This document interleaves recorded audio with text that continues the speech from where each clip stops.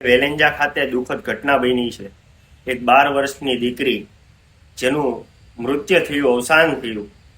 આ ઘટનાની અંદર જે રોડ રસ્તાઓ ખરાબ હતા, જે ભારતીય જનતા પાર્ટીના પાપે આજે આ દીકરી ખોઈ છે। આપણે આ દીકરીની આત્માને ભગવાન શાંતિ આપે એવી પ્રાર્થના કરીએ છીએ અને સાથે સાથે ભારતીય જનતા પાર્ટીના નેતાઓને બુદ્ધિ આપે, કેમ કે ભારતીય જનતા પાર્ટીના આ નેતાઓના લીધે અવારનવાર સુરત શહેરની અંદર ઘટનાઓ બને છે। આજે સુરત શહેરના વેલેન્જા ગામની અંદર જે ઘટના બની છે એની અંદર રોડ રસ્તાઓ જે ખરાબ હતા, જ્યાં રોડ રસ્તાઓ ખરાબ હતા એના લીધે જે 12 વર્ષની માસૂમ બાળકીનો જીવ ગયો છે।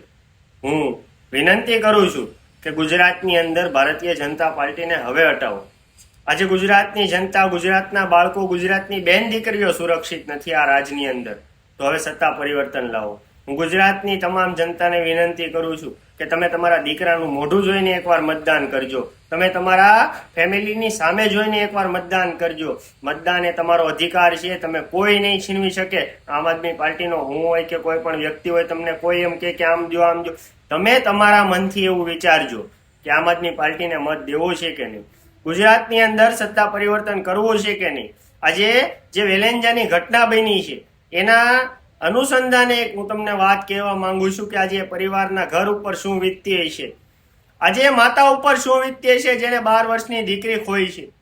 હું ગુજરાતની જનતાને, સુરત શહેરની જનતાને વિનંતી કરું છું, આવનારા દિવસોની અંદર મહાનગરપાલિકાનું ઇલેક્શન આવે છે ત્યારે